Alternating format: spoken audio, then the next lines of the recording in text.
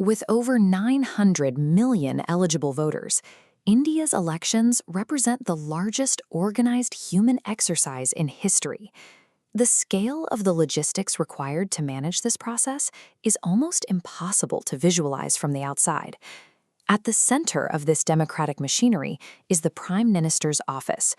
Maintaining leadership over such a vast and diverse electorate requires a political apparatus capable of operating across thousands of distinct local contexts.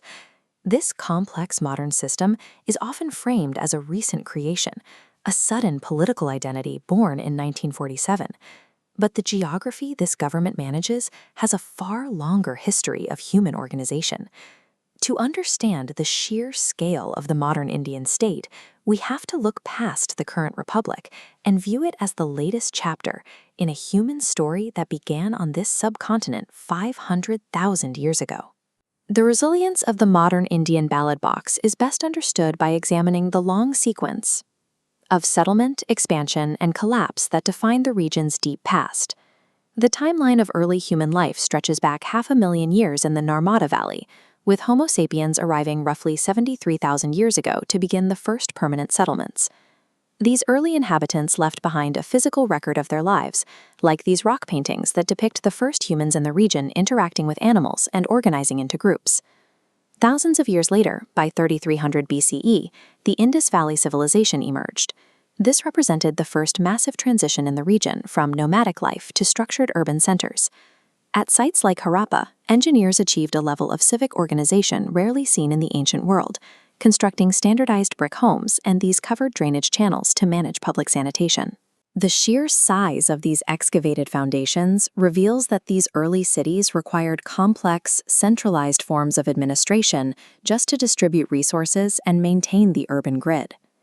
While the Indus Valley cities eventually disappeared, their ruins provide the earliest evidence of the massive societal coordination required to sustain large-scale urban life on the subcontinent. Following the urban collapse of the Indus Valley, the Vedic period introduced a new cultural framework. The Rig Veda, a foundational text from 1500 BCE, established many of the social and philosophical structures that would define regional life for millennia. By the 3rd century BCE, the Mauryan Empire unified fractured kingdoms. Under Ashoka, the state developed vast administrative reach across the subcontinent. The Gupta period followed in 320 CE, shifting power north, investing heavily in mathematics, astronomy, and literature. Later, the medieval period brought a blending of architectural and cultural traditions, peaking with the Mughal Empire. This era integrated Persian and Islamic influences into the subcontinent's existing social fabric. These consecutive empires established long-standing precedents for governing vast, diverse populations and for managing the tensions of a pluralistic society. This pattern of internal empire building was disrupted in the 1700s by the arrival of the British. The region's resources were redirected to serve an external colonial power. The economic impact of this period was severe. This chart shows how India's share of global GDP dropped from nearly a quarter of the world's wealth to less than 4% by 1947. This economic drain fueled a mass independence movement. Led by figures like Mahatma Gandhi, millions of people across different regions and religions unified in a single push to end British rule. Independence in 1947 came with a massive human cost.